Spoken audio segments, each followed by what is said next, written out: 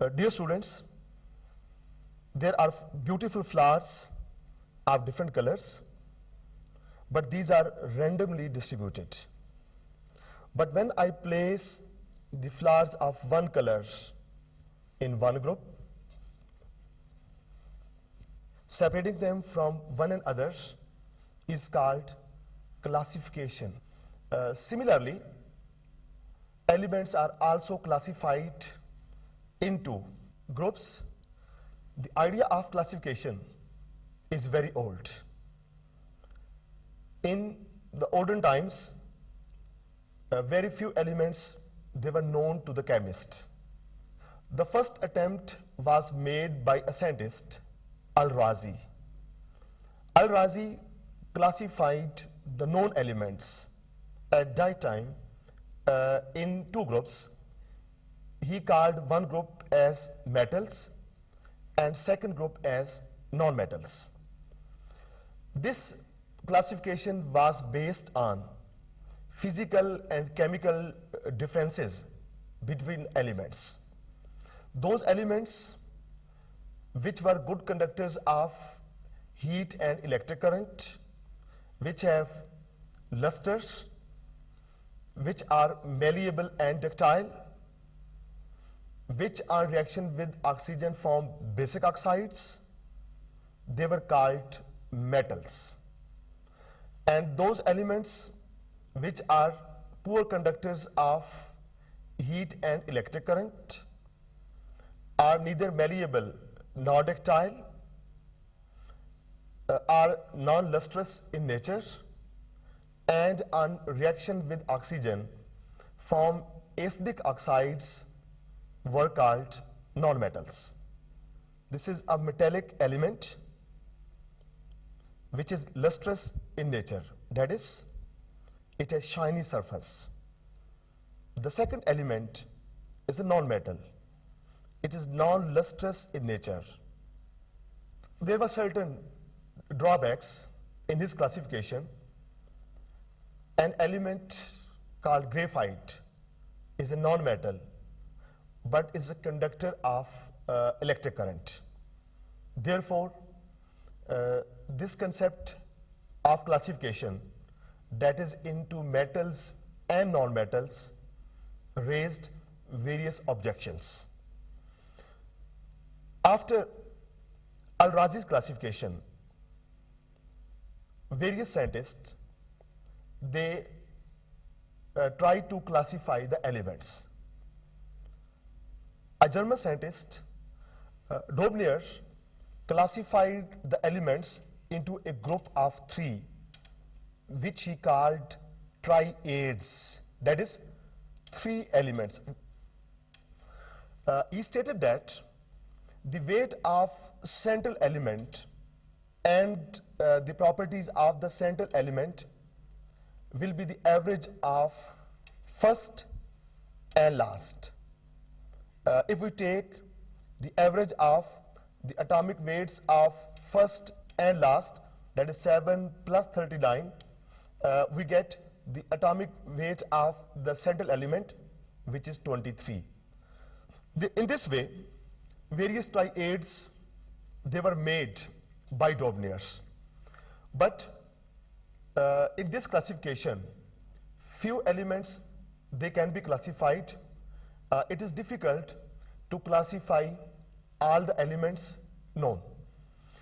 After this classification, an English scientist, Newland, made an attempt to classify the elements on the basis of increasing atomic weights. He stated that every eighth element, starting from the first, has similar properties to the starting point.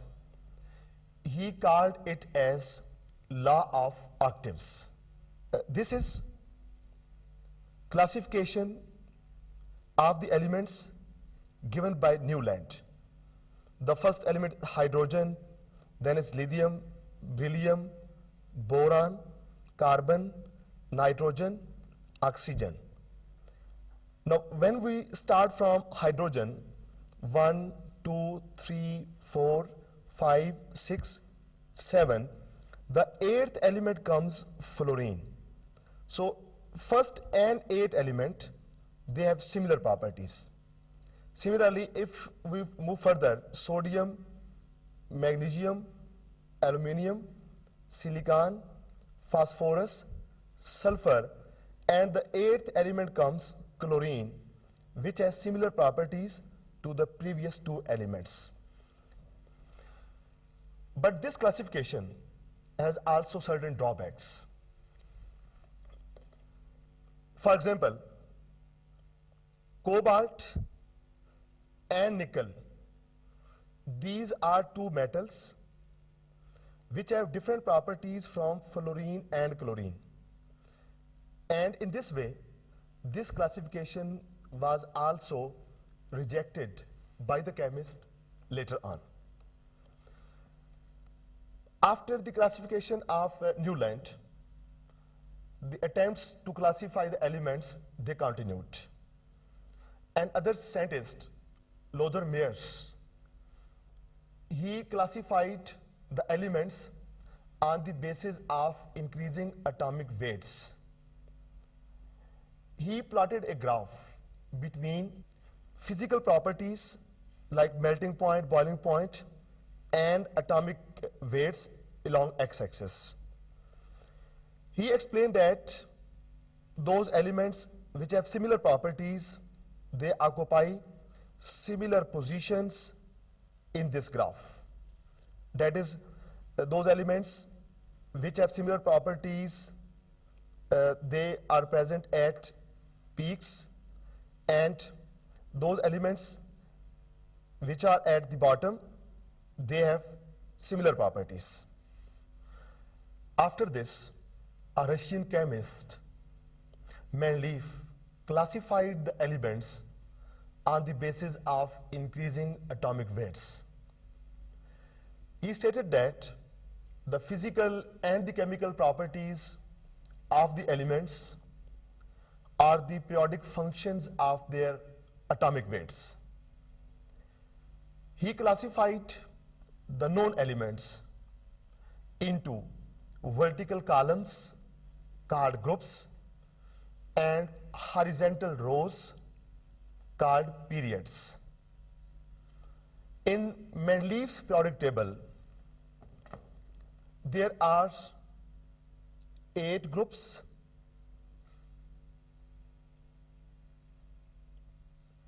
and there are 12 periods. Mendeleev's classification has many advantages. The first advantage of Mendeleev's classification is prediction of valency of the elements. An element in group 1 has valence state 1. Similarly, an element in group 2 has valence state 2. Mendeleev also corrected the atomic masses of some elements. For example, before Mendeleev's classification, the known atomic weight of beryllium was 13.5. Hence, beryllium should be placed after carbon, whose atomic weight is 12. He corrected the atomic weight of beryllium. Now its atomic weight is 9 and it is placed before boron. Mendeleev also predicted some new elements which were later on discovered. He left some blank spaces in his periodic table for those elements which will be discovered later on. Mendeleev's periodic table, having large number of advantages, it has certain disadvantages. The first disadvantage of Mendeleev's classification was misfit pairs of elements. He placed iodine after tellurium. If we place these elements on the basis of increasing atomic weights, iodine should come first and then tellurium, because iodine has atomic weight 127 and tellurium has weight 128. Mendeleev's periodic table was unable to give any idea about the structure of an atom. His periodic table was also unable to give the proper position of lanthanides and actinides. Mendeleev's classification also placed some elements in one group which have different properties from each other. For example, he placed gold and silver in group 1, which is called alkali metals. Silver, gold, they have different properties from alkali metals. So, having certain advantages and disadvantages, Mendeleev made a good attempt to classify the elements. In 1913, Moseley discovered that atomic number is the fundamental property but not the atomic weight. He stated that the properties of the elements are the periodic functions of atomic numbers. He arranged the elements on the basis of increasing atomic numbers. And the periodic table arranged on the basis of increasing atomic number is called modern periodic table. Modern periodic table is recommended by International Union of Pure and Applied Chemistry. By classifying the elements on the basis of increasing atomic numbers, the defects of Mendeleev's classification were removed. Modern periodic table consists of horizontal rows called periods and vertical columns called groups. These are horizontal rows and these are vertical columns. In modern periodic table, there are 7 periods. First period consists of 2 elements, hydrogen and helium.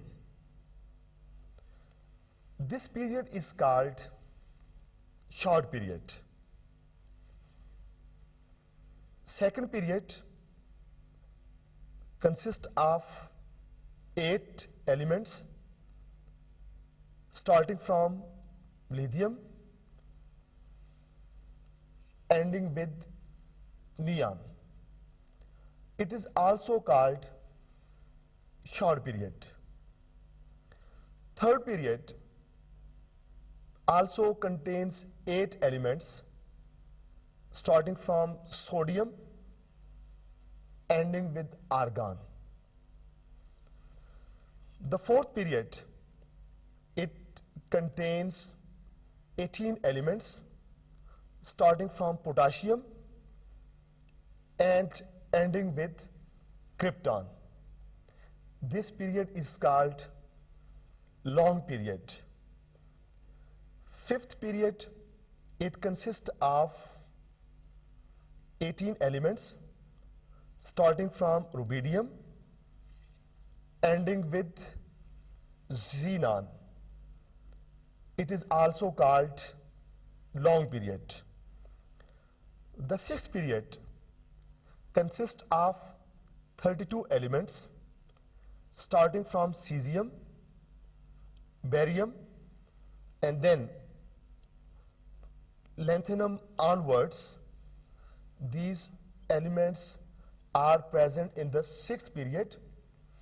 Then from hafnium onwards and ends with radon. These are 32 elements. It is the longest period of the periodic table. Seventh period, it's start from francium and radium, and actinium to onwards, and then from unilquadium up till here. This period is still incomplete.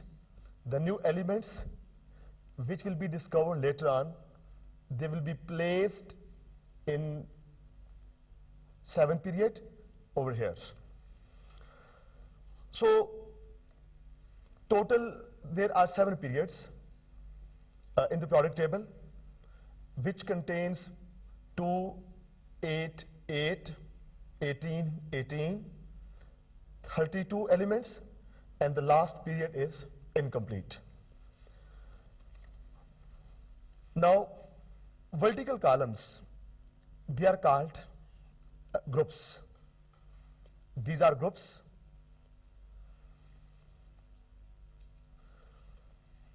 There are 2 types of groups. Subgroup A elements, these are subgroup A elements, all these. Whereas these elements are called subgroup B elements. These subgroup A elements have further 8 groups. Group 1, Group 2, Group 3, 4, 5, 6, 7, and 8.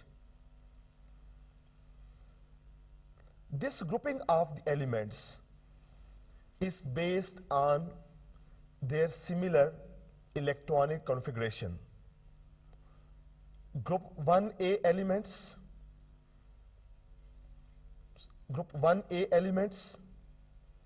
have 1 electron in their valence shell.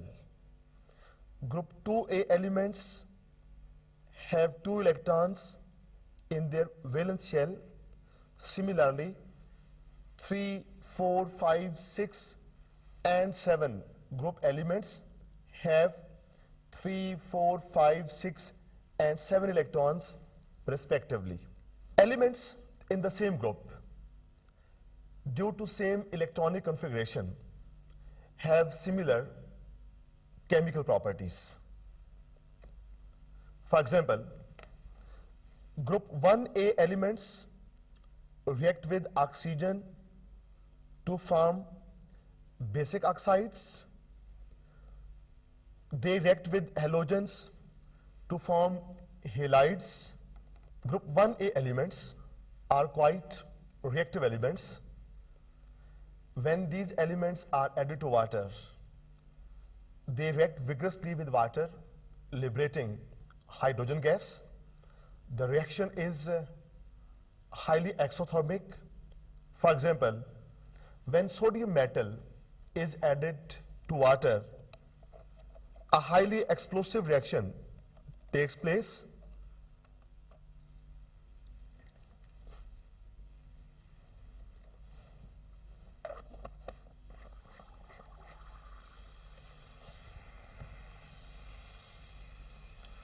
Group 2A elements, they consist of beryllium, magnesium, calcium, strontium, barium, and radium. These elements have 2 electrons in their valence shell. These elements are less reactive as compared to group 1A elements. Group 2A elements are also commonly known as alkaline earth metals. The elements of group 1A and 2A, starting from hydrogen and ending with radium and helium, these elements are called s block elements because the valence electrons in these elements enter into s orbital. Group 3A elements, these consist of boron, aluminium, gallium, indium, and thallium. These elements are also called boron family because the first member of this family is boron. The first element of group 3 is a metallite, whereas remaining elements are metals. These elements have one electron in the p orbital. Group 4A elements consist of carbon, silicon, germanium, tin, and lead. Carbon is a non-metal, silicon is a metallite, germanium is also a metallite, tin and lead, these are metals. These elements have 4 electrons in their valence shell and 2 electrons in the p orbital. Group 5 consists of nitrogen, phosphorus, arsenic, antimony, and bismuth.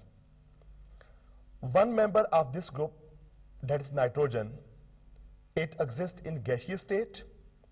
Remaining elements of this group, they are solids.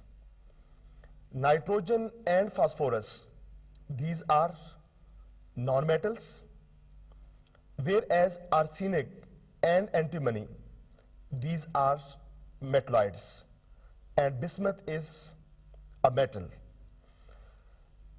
Group 6A, it consists of oxygen, sulfur, selenium, tellurium, and polonium.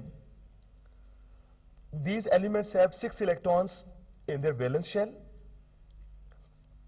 Out of those 6 electrons, there are 4 electrons in the p orbital. Oxygen is a gas, remaining elements are solid. Oxygen, sulfur, and selenium, these are nonmetals. Tellurium is a metallite and polonium is a metal. Group 7 elements, they consist of fluorine, chlorine, bromine, iodine, and statine. Fluorine and chlorine, these are gases at room temperature. Bromine is a liquid at room temperature. Iodine is a solid. Statine is a radioactive elements. These elements have 7 electrons in their valence shell. Out of those 7 electrons, they have 5 electrons in the p orbital. Group 7 elements are also called halogens. Halogens means salt former. Group 8 elements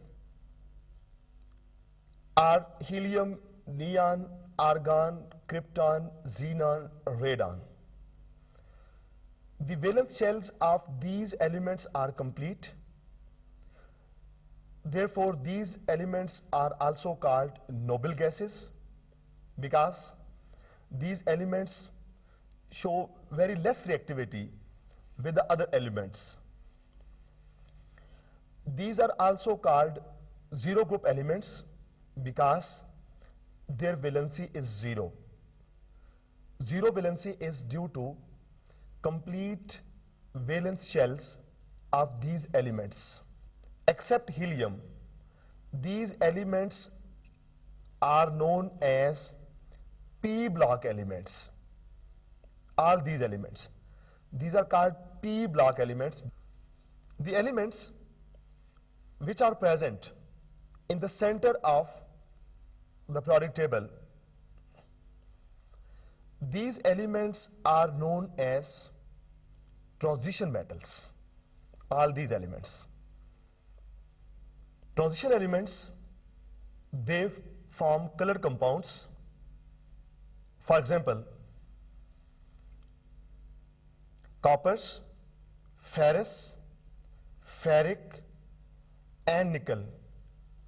Dear students, by classifying the elements and by studying their periodic properties, you are able to study them in a more precise and systematic manner. See you in the next program. Allah Hafiz.